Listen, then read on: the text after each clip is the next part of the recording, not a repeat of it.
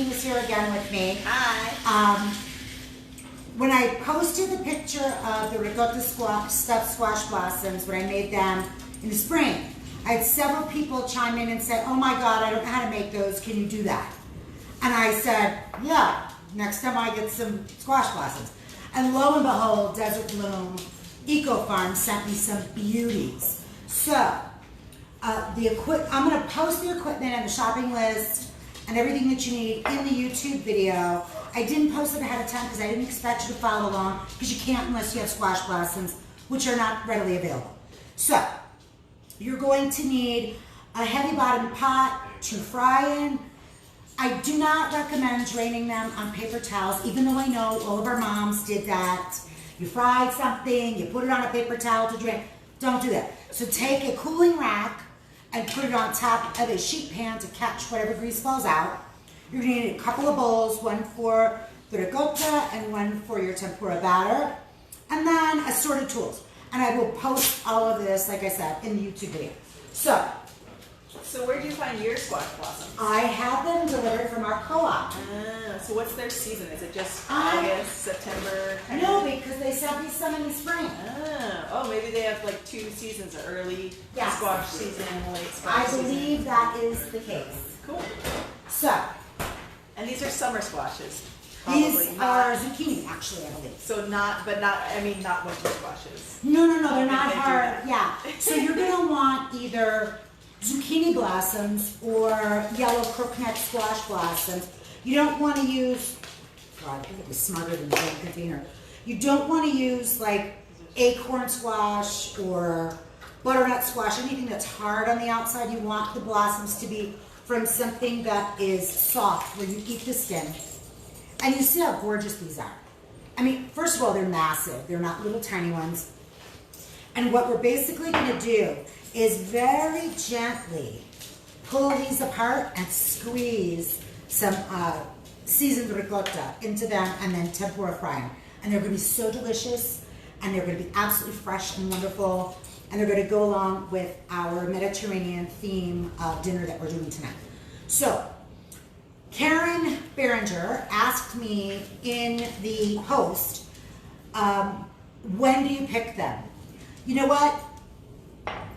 Pick them, these ones are huge.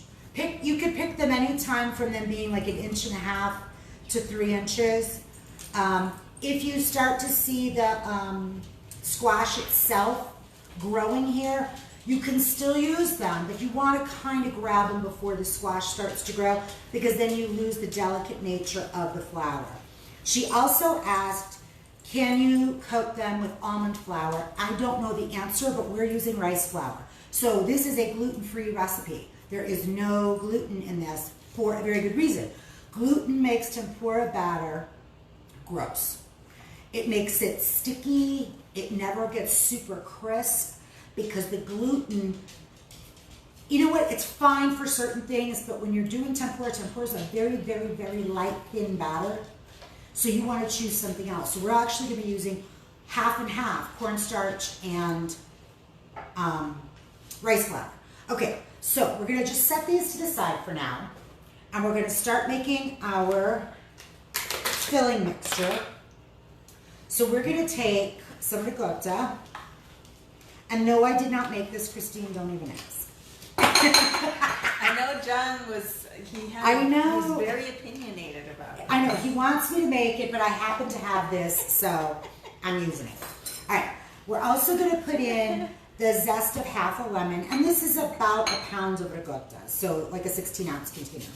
And we probably won't use all of it. Although those are some pretty big blossoms. I don't know, we might. And when you're, like I told you before, when you're zesting, you want to use a super fine grater. I like this one by Microplane. Smells so good. Microplane, the blades are made in the U.S., which is one of the things that I really like about them. I try to buy U.S. made whenever I can, especially now when people are losing their jobs left and right. And I just find that the quality of the Microplane products is exemplary, so that's why I do it. We're also going to take and finely grate on the same Microplane a garlic clove. And we're not gonna get our fingernails in it, so the manicure's really good. So just had it done.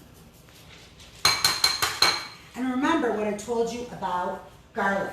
The more you process it, the more pungent the flavor is, the less you need to use. So we're gonna mix this up, and we're gonna put in a pinch of salt. And we're gonna use these fingers. So 3 fingers on your thumb.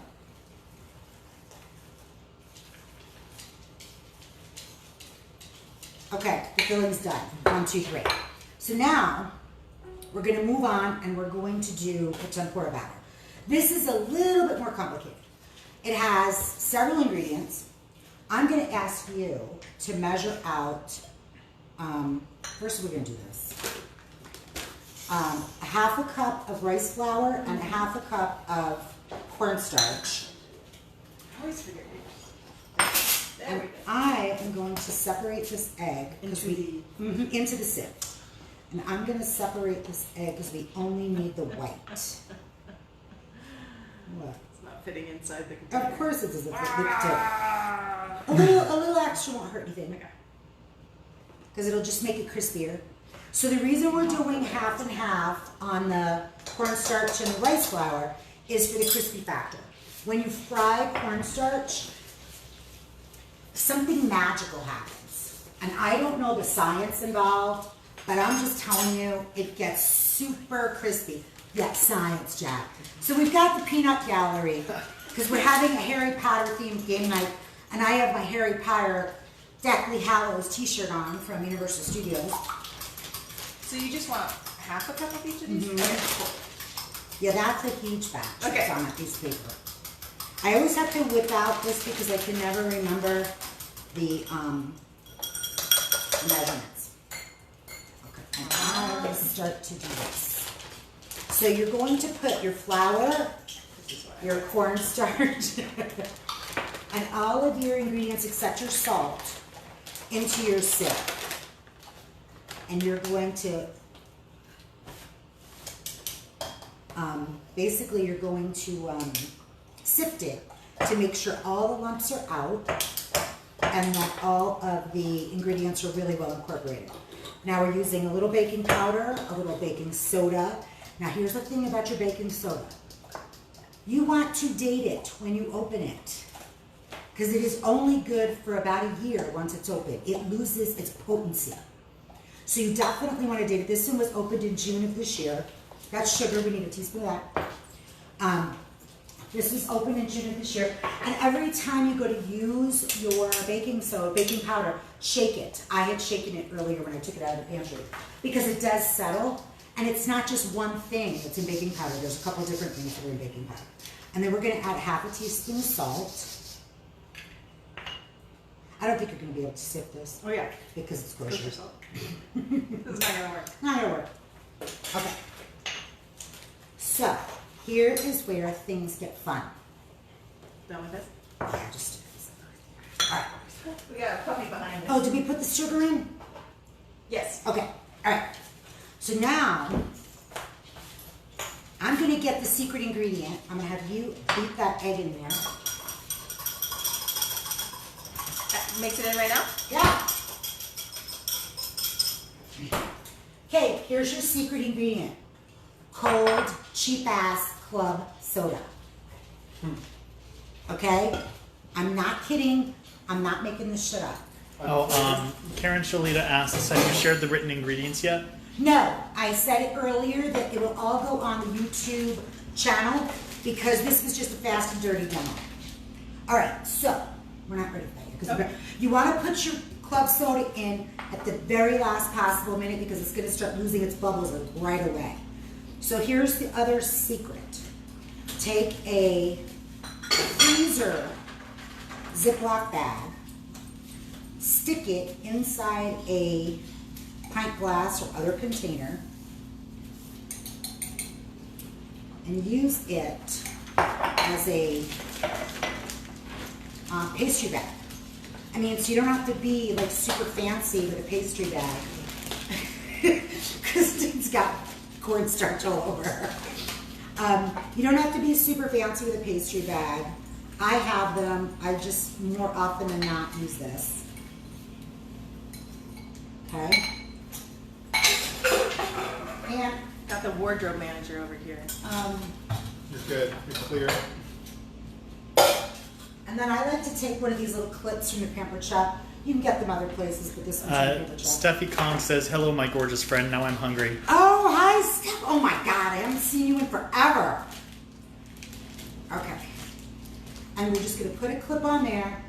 We're gonna take a little pair of scissors and we're just gonna snip a really tiny end off because remember, we're gonna try and put it inside that squash blossom, which isn't very big. The other piece of equipment that you're gonna need is a spider. Okay? So a spider, you can use a metal slotted spoon, but what this is gonna do is delicately lift out your fried goods without messing up the beautiful crunchy exterior, if we do it correctly. If we do it correctly. So when she snipped that end off, it was like 3 millimeters. It was Really tiny small, yeah. amount. And if you do, it's better to go too small and have to make it a little bit bigger, because you can't make it smaller. All right, so I'm using my induction burner today, and the oil when you fry, you don't want to use olive oil, okay? Because olive oil has a very low smoke point. It'll make your food taste greasy. It's great for sauteing because you're going to do it really fast, but we're going to be frying at high heat, and olive oil doesn't stay there. This happens to be an avocado and canola oil blend. You can use grapeseed oil. You can use regular Wesson, vegetable oil, anything that's geared for frying. And you want to get your oil to about 325 in that neighborhood because we want to make sure that it fries right away. Lisa made these with me the last time I made them, and she'll tell you they were in the oil for like a minute, and that's it. It doesn't take long. So let's get our squash blossoms filled and put them on here, because then we're going to do this fast. Do you want to demonstrate technique? Do you know how to do it? I only did it once. Oh, okay. All right, so it's a little challenging in the beginning. You're going to hold it open, stick your pastry bag tip in there, and you're going to fill it about that much. You don't have to fill it a ton, okay? And then you're going to actually pinch it closed and use the cheese on the inside to kind of hold it shut. That's all there is to it. It's really easy. And you're just going to squeeze it in and glue it shut. Tastes like ricotta. And if you can get down into the bottom, so much the better. This one was wide open, so that one was really easy. I should have let you do that. Sorry. Since you haven't done it in a while. Yeah, I haven't done it in a long Okay. time. Years. So do it. All right.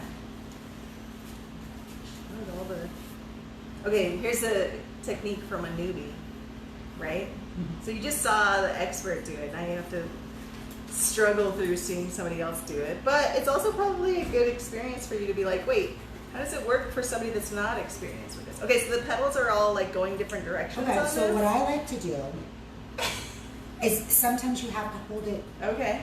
and get it started, and then hold one petal and get it started. and then go. That works so much better. Okay, so just a little bit, like that much? Yeah, perfect. And then then just glue kind it of glue it together. together. I did it. How come everybody else has a cocktail except me? You keep working. I'll be Okay, right I'm back. gonna work. I need to practice. Everybody else has drink except me. I will get yours ready. Go back to your station. Battle station is there. Going back to my station, I was told to get back in the kitchen, bitch. Get in that kitchen and make me some Some pie. That's for your South Park fans. We need more cheesy pits. Get your bitch ass in the kitchen and make me some pie.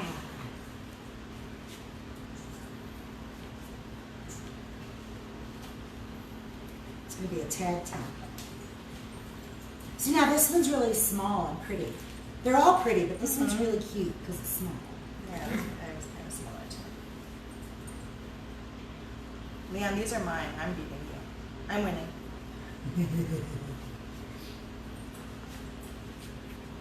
It's not. It Fighting just words. takes a little bit of. Once you get into a rhythm with it, it's super easy to do. And you got to remember, if a little squirts out like this on the sides, don't panic. It's going to get covered in tempura batter. So how hot are you heating your oil? 325. Cool. Now, I'm going to tell you, there is a way to test your oil that is correct and a way that is incorrect. The best way, of course, is with a thermometer, but I'm not going to go through it. Here's your Noda Brow commercial. A tasty, refreshing beverage. It's true. It really is. It's good. So a thermometer is actually the best way. Spritzing water into it is a bad way. So how we're going to test our oil is we're actually going to take just a drip of the tempura batter and drop it in. And if it pops right up and turns golden brown within a few seconds, then we know we're in the right zip code. Temperature range.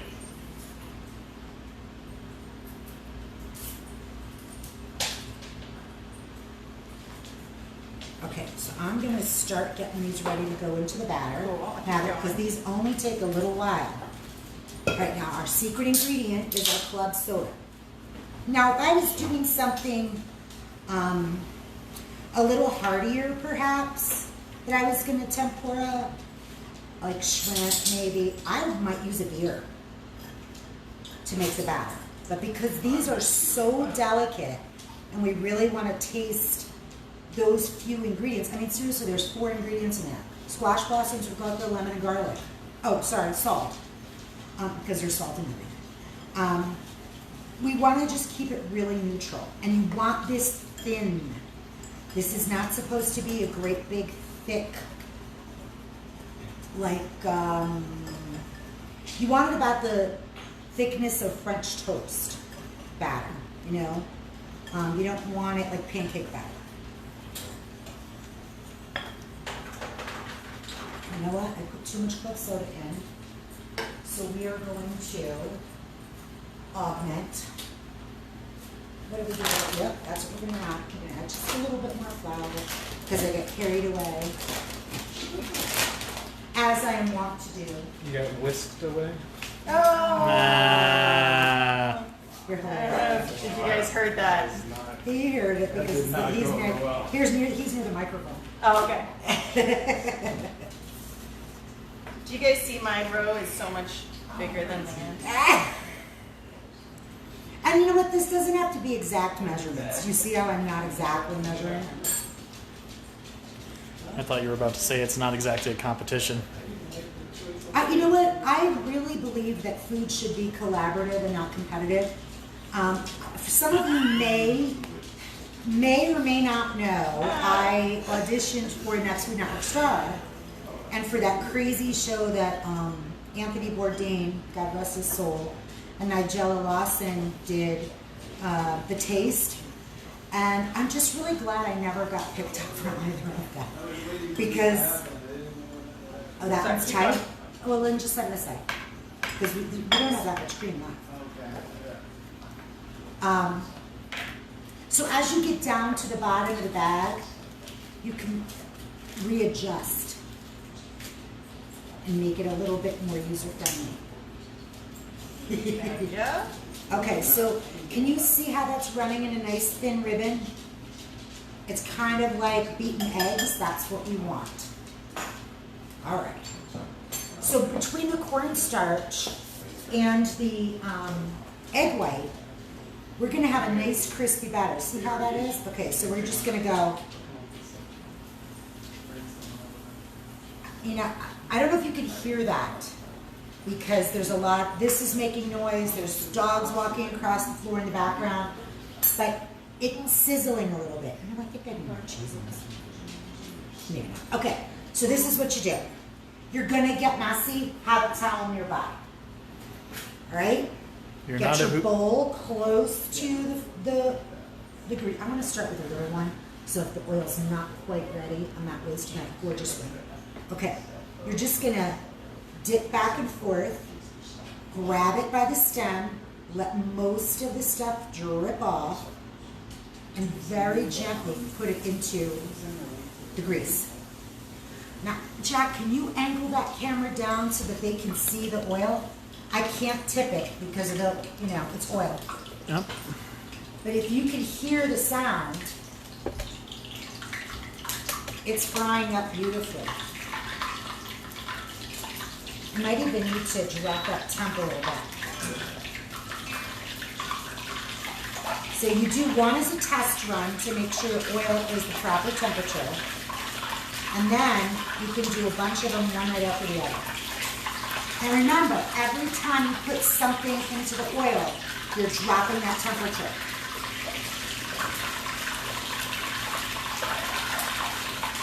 Starting to brown.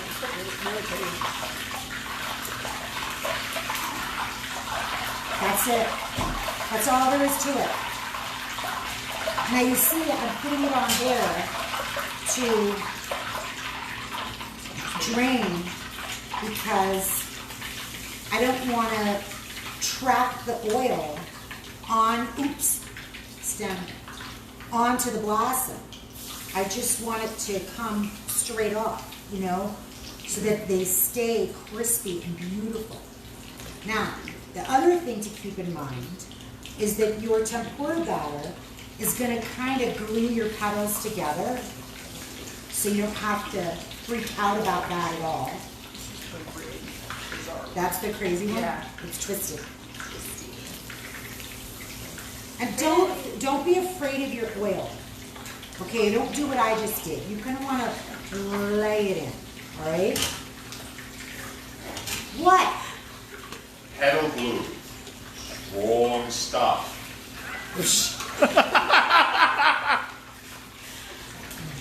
For those of you who are unaware, that's a Blues Brothers reference. Nancy Mason says, I have never seen squash blossoms in the store. So where might you be able to find them, old one? Okay, usually if you go to a farmer's market at the proper time of year, so either in the spring or like Christine said, now we have 2 seasons, growing seasons here. You can find them in the farmer's markets here now. You can also sometimes order them from online specialty grocers. And like I said, these came from our local co-op, Desert Bloom Eco Farm. And they are stunningly beautiful, as you can see. So they're not readily available. Nancy, I know you happen to be in San Antonio. I would recommend Central Market down in Alamo Heights because they have an exemplary produce department. You will pay a pretty penny for them. And it's not something that we eat often because they are so seldom available. Oh, here in Las Vegas, there's actually a pick-your-own farm called Gilcrease that's right down the road. And during the season, you can actually go in and pick your own squash blossoms. They'll let you cull the blossoms. And they limit you because they don't want you taking all the blossoms and then them not end up having any zucchini. Any other questions, Jack? Nope, not so far. Now, as you... Nancy says, okay, yes, they have everything. They have everything. As you start to do this, you're going to notice that your tempura is settling because your flowers are very, not blossoms, but the flowers that we're frying are very, very fine. You want to just stick your hand down in that bottom and stir it up so that it stays the proper consistency. Do you want to do this part while I can? Oh, yeah, that one. Yeah, that way I keep getting my hand filthy. Yep, and perfect. You can be the clean hand. Yep, I'm the clean hand. You'll be the clean hand. And the other, and they're kind of, what's the word I'm looking for? Kind of top heavy. Top heavy, bottom heavy, side heavy. They're Yeah. not symmetrical. So you really got to watch them. So what I would do with these, now I would sprinkle some Maldon salt on them. And for those of you that don't know, it's this gorgeous pyramidical salt that is crunchy. So it adds like this extra level. And then we're going to sprinkle some gorgeous pea shoots on it. It's right, I think I pulled it out over here, right next to the knife block. Nice. I'm gonna throw that on there right now. Well, let's wait until they're all done. Okay. And we'll do long boils.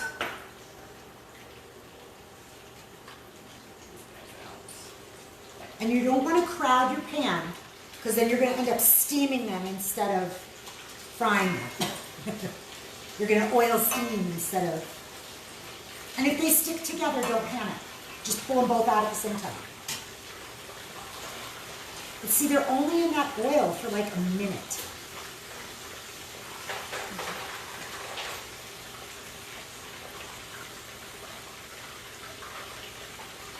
And yes, it's a messy job. Who cares? It's a kitchen, it'll clean up.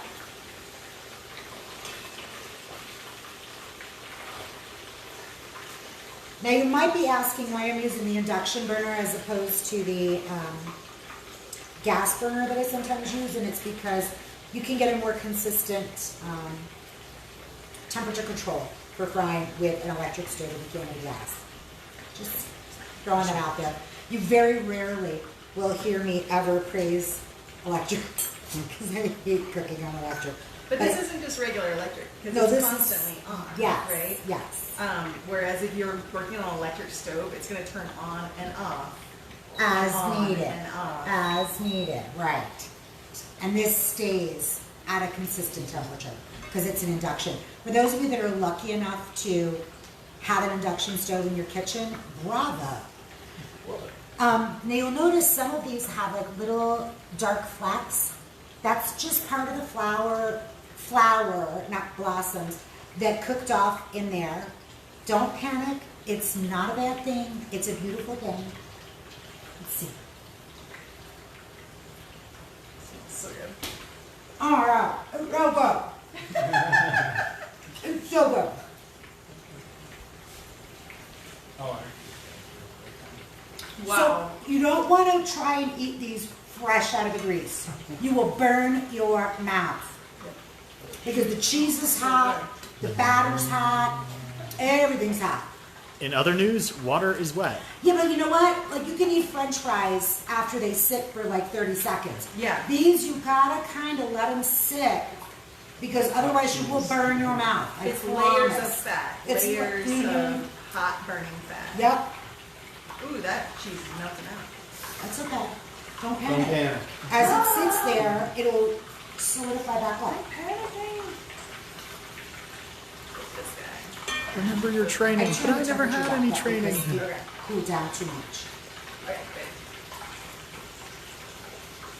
And that's all there is to it, you guys.